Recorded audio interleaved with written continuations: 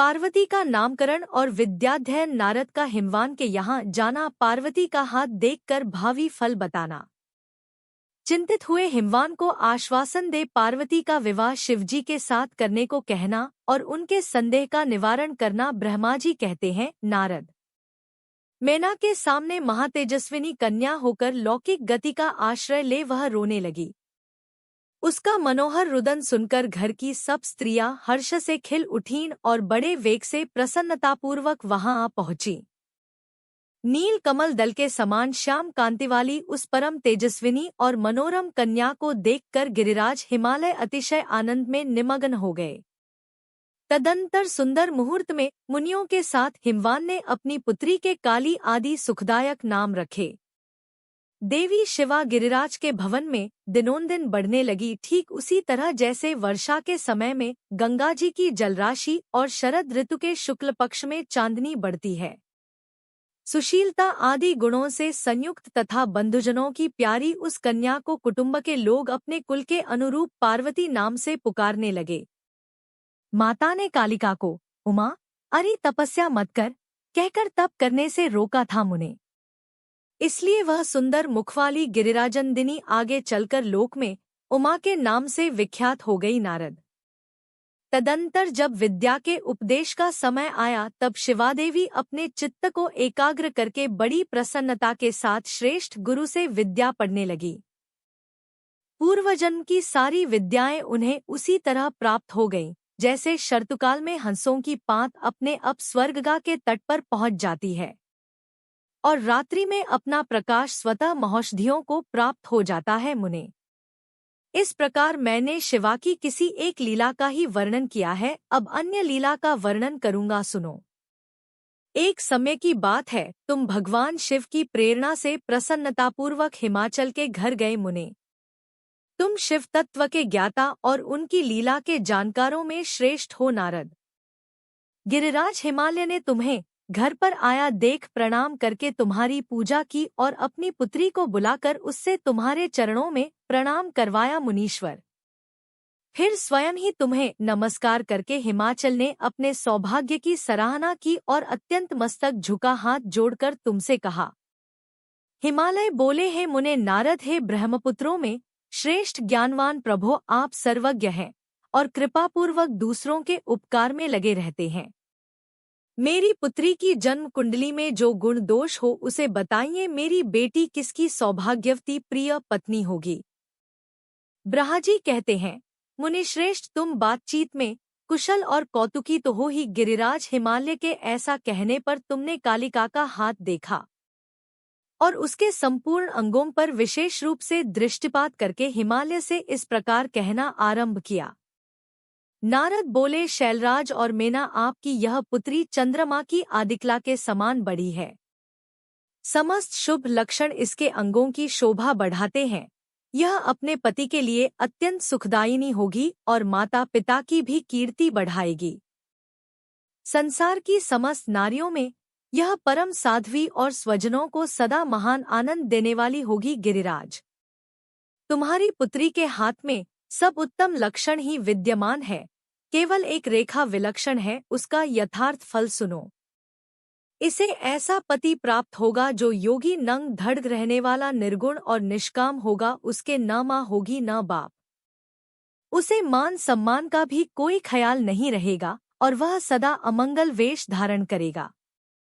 ब्रह्माजी कहते हैं, नारद, तुम्हारी इस बात को सुन और सत्य मानकर मेना तथा हिमाचल दोनों पति पत्नी बहुत दुखित हुए। परंतु जगदम्बा शिवा तुम्हारे ऐसे वचन को सुनकर और लक्षणों द्वारा उस भावी पति को शिव मानकर मन ही मन हर्ष से खिल उठीं। नारद जी की बात कभी झूठ नहीं हो सकती, यह सोचकर शिवा भगवान शिव के युगल चरणों में संपूर्ण हृदय से अत्यंत स्नेह करने लगी। नारद, उस समय मन ही मन दुखी हो हिमवान ने तुमसे कहा, मुने, उस रेखा को फल सुनकर मुझे बड़ा दुख हुआ है। मैं अपनी पुत्री को उससे बचाने के लिए क्या उपाय करूं? मुने, तुम मेहमान कौतुक करने वाले और वार्तालाप विशारद से हिमवान की बात सुनकर अपने मंगलकारी वचनों द्वारा उनका हर्ष बढ़ाते हुए तुमने इस प्रकार कैम नारद बोले, गिरिराज तुम स्नेहपूर्वक सुनो, मेरी बात सच्ची है, वह झूठ नहीं होगी।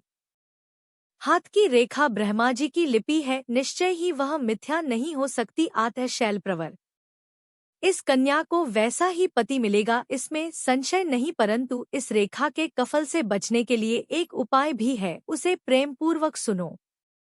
उसे करने से तुम्हें सुख मिलेगा। मैंने जैसे वर का निरूपण किया है वैसे ही भगवान शंकर हैं। वे सर्वसमर्थ हैं और लीला के लिए अनेक रूप धारण करते रहते हैं। नमः शिवाय उनमें समस्त कुलक्षण सद्गुणों के समान हो जाएंगे। समर्थ पुरुष में कोई दोष भी हो तो वह उसे दुख नहीं देता, असमर्थ के लिए ही वह दुखदायक होता है। इस विषय में सूर्य, अग्नि और गंगा का दृष्टांत सामने रखना चाहिए, इसलिए तुम विवेकपूर्वक अपनी कन्या शिवा को भगवान शिव के हाथ में सौंप दो। भगवान शिव सबके ईश्वर, सेव्य, निर्विकार, सामर्थ्यशाली और अविनाशी हैं। वे जल्दी ही प्रसन्न हो जाते हैं, अतः शिवा को ग्रहण कर लेंगे, इसमें संशय नहीं है। विशेषतः वे तपस्या से वश में हो जाते हैं। यदि शिवा तप करे तो सब काम ठीक हो जाएगा। सर्वेश्वर शिव सर्व प्रकार से समर्थ हैं। वे इंद्र के वज्र का भी विनाश कर सकते हैं। ब्रह्मा जी उनके अधीन हैं तथा वे सबको सुख देने वाले हैं। पार्वती भगवान शंकर की प्यारी पत्नी होगी। वह सदा रुद्रदेव के अनुकूल रहेगी, क्योंकि यह महासाध्वी और उत्तम व्रत का पालन करने वाली है तथा माता पिता के सुख को बढ़ाने वाली है। यह तपस्या करके भगवान शिव के मन को अपने वश में कर लेगी और वे भगवान भी इसके सिवा किसी दूसरी स्त्री से विवाह नहीं करेंगे। इन दोनों का प्रेम एक दूसरे के अनुरूप है। वैसा उच्च कोटि का प्रेम न तो किसी का हुआ है, न इस समय है और न आगे होगा। गिरिश्रेष्ठ, इन्हें देवताओं के कार्य करने हैं। उनके जो जो काम नष्टप्राय हो गए हैं उन सबका इनके द्वारा पुनः उज्जीवन या उद्धार होगा। अद्रिराज, आपकी कन्या को पाकर ही भगवान हर अर्धनारीश्वर होंगे। इन दोनों का पुनः हर्षपूर्वक मिलन होगा। आपकी यह पुत्री अपनी तपस्या के प्रभाव से सर्वेश्वर महेश्वर को संतुष्ट करके उनके शरीर के आधे भाग को अपने अधिकार में कर लेगी, उनका अर्धांग बन जाएगी। गिरिश्रेष्ठ, तुम्हें अपनी यह कन्या भगवान शंकर के सिवा दूसरे किसी को नहीं देनी चाहिए। यह देवताओं का गुप्त रहस्य है, इसे कभी प्रकाशित नहीं करना चाहिए। हिमालय ने कहा, ज्ञानी मुने नारद, मैं आपको एक बात बता रहा है, उसे प्रेम पूर्वक सुनिए और आनंद का अनुभव कीजिए। सुना जाता है, महादेव जी सब प्रकार को आसक्तियों का त्याग करके अपने मन को संयम में रखते हुए नित्य तपस्या करते हैं। देवताओं की भी दृष्टि में नहीं आते। देवर्षि ध्यान मार्ग में स्थित हुए वे भगवान शंभु परब्रह्म में लगाए हुए अपने मन को कैसे हटाएंगे? ध्यान छोड़कर विवाह करने को कैसे उद्यत होंगे? इस विषय में मुझे महान संदेह है। दीपक की लौ के समान प्रकाशमान, अविनाशी, प्रकृति से परे, निर्विकार, निर्गुण, सगुण, निर्विशेष और निरीह जो परब्रह्म है, वही उनका अपना सदाशिव नामक स्वरूप है। अतः वे उसी का सर्वत्र साक्षात्कार करते हैं, किसी बाह्य अनात्म वस्तु पर दृष्टि नहीं डालते। मुने यहाँ आए हुए किन्नरों के मुख से उनके विषय में नित्य ऐसी ही बात सुनी जाती है, क्या वह बात मिथ्या ही है? विशेषतः यह बात भी सुनने में आती है कि भगवान हर ने पूर्वकाल में सती के समक्ष एक प्रतिज्ञा की थी। उन्होंने कहा था, दक्ष कुमारी प्यारी सती, मैं तुम्हारे सिवा दूसरी किसी स्त्री का अपनी पत्नी बनाने के लिए न वरण करूंगा न ग्रहण। यह मैं तुमसे सत्य कहता हूँ। इस प्रकार सती के साथ उन्होंने पहले ही प्रतिज्ञा कर ली है। अब सती के मर जाने पर वे दूसरी किसी स्त्री को कैसे ग्रहण करेंगे? यह सुनकर तुम, नारद, ने कहा, महामते गिरिराज, इस विषय में तुम्हें चिंता नहीं करनी चाहिए। तुम्हारी यह पुत्री काली ही पूर्वकाल में दक्ष कन्या सती हुई थी। उस समय इसी का सदा सर्वमंगलदायी सती नाम था। वे सती दक्ष कन्या होकर रुद्र की प्यारी बनी हुई थी। उन्होंने पिता के यज्ञ में अनादर पाकर तथा भगवान शंकर का भी अपमान हुआ देख क्रोधपूर्वक अपने शरीर को त्याग दिया था। वे ही सती फिर तुम्हारे घर में उत्पन्न हुई हैं। तुम्हारी पुत्री साक्षात जगदम्बा शिवा है। यह पार्वती भगवान हर की पली होगी, इसमें संशय नहीं है। नारद, ये सब बातें तुमने हिमवान को विस्तार पूर्वक बताईं। पार्वती का वह पूर्व रूप और चरित्र प्रीति को बढ़ाने वाला है। काली के उस संपूर्ण पूर्व वृत्तांत को तुम्हारे मुख से सुनकर हिमवान अपनी पत्नी और पुत्र के साथ तत्काल संदेहरहित हो गए।